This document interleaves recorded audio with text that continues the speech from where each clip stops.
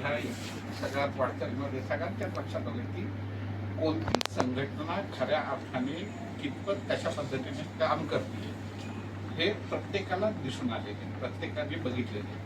कोणती संघटना खरंच ऍक्टिव्हपणे काम करतील आणि काही करत आहेत, पण ते कोणत्या हेतूने कोणत्या उद्देशाने करतायत या बाबतीत पण समाजामध्ये किंवा बाकी सगळ्या ह्याच्यामध्ये खूप काही चर्चा चालू आहे की पोलिसांवर जेव्हा आक्षेप घेतला गेलेला होता, काही गुंड हवे झालेले होते, तेव्हा पोलिसांचा सन्मान आपण गृहमंत्र्यांना घेऊन आपण केलेला होता. पत्रकारांना सुद्धा दरवर्षी आपण पत्रकारांचा सन्मान करत असतो, त्यांची आरोग्य सुविधा आपण करत असतो. नवीन कार्यकारिणीने सुद्धा पत्रकार हात आहे तो आपला. आपण दोन गोष्टींवरती काम करतो आहोत. आदरणीय देवेंद्रजी आणि त्यांची जी आपले वरिष्ठ नेते आहेत ते आपल्याला सपोर्ट करत आहेत. पण मी तुम्हाला दोघांनी विनंती करतो की पिंपरी चिंचवड महापालिकेच्या वतीनं सुद्धा जेव्हा जेव्हा कुठली मागणी घेऊन आम्ही तुमच्याकडे येऊ, आम्हाला माहिती आहे की तुमच्याकडनं ते होणार आहेत, तर आमची एक विनंती आहे की एज्युकेशन आणि हेल्थ सपोर्ट यासाठी आम्ही तुमच्याकडे येणार आहोत आणि तुमच्याकडनं प्रशासनाकडनं आम्हाला त्यासाठी सपोर्ट अपेक्षित आहे. मी पुन्हा एकदा नवीन कार्यकारिणीचं स्वागत करतो. म्हणून म्हटलं सांगण्यासारख्या बऱ्याच गोष्टी आहेत. आपण इतक्या गोष्टी म्हणजे आदिवासींच्या कार्यक्रमापासून ते अगदी आता आपण गेल्याच महिन्यामध्ये आपण अधिवेशन घेतलेलं होतं, राज्यपाल मोदी आलेले होते आणि बावनकुळे साहेबांनी आपल्याला पिंपरी चिंचवडमध्ये हक्काचं पत्रकार भवनासाठी जागा देण्याचं आश्वासन दिलेलं आहे. त्यासाठी सुद्धा आम्ही प्रयत्नशील आहोत.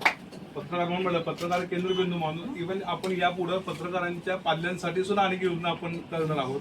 त्यांच्या परीक्षा असतील, स्पर्धा परीक्षा असतील, एज्युकेशन सपोर्ट असेल, आरोग्य सपोर्ट असेल, यासाठी सुद्धा आपण प्रयत्न करत आहोत. मी मागाशी म्हटल्याप्रमाणे वरून सुद्धा आपल्याला सपोर्ट मिळतो आहे आणि मला खात्री आहे की पिंपरी चिंचवड महापालिका सुद्धा पत्रकारांच्या कल्याणकारी योजनांसाठी आपल्या बरोबर असणार आहे. तर मी एवढं बोलून थांबतो. धन्यवाद.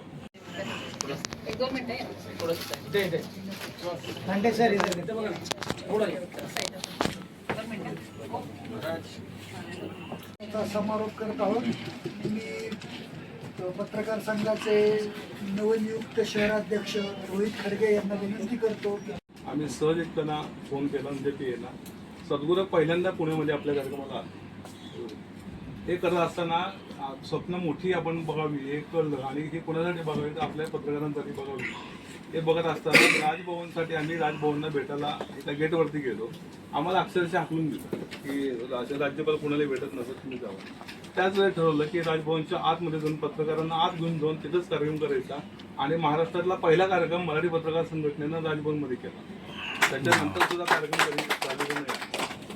आपण कार्यक्रमाला जातो, 5 स्टार हॉटेलमध्ये जातो, तिथं आपल्याला आपले जे पत्रकार आहेत आपल्याला कुठेतरी बसवलं जातं. मी म्हटलं नाही, आम्ही आमचा कार्यक्रम घेऊ आणि तुम्हाला प्रमुखपणे म्हणून बोलू आणि आमची लोक पहिल्या रंगीमध्ये बसलेले असतील. आपले 13 कार्यक्रम 5 स्टार हॉटेलमध्ये झाले. म्हणजे आपल्या मोठेपणापेक्षा पत्रकार म्हणून आपल्याला सुद्धा तोच न्याय मिळाला पाहिजे की जो न्याय इतरांना मिळतो. यासाठी पत्रकार संघ लढत आहे आणि नंतर असं म्हटलं जसं की महाराष्ट्रातला नंबर 1 पत्रकार संघ हा येत्या पुढल्या 6 महिन्यात आपला असणार आहे आणि हे तुमच्या सर्वांमुळे शक्य होत आहे.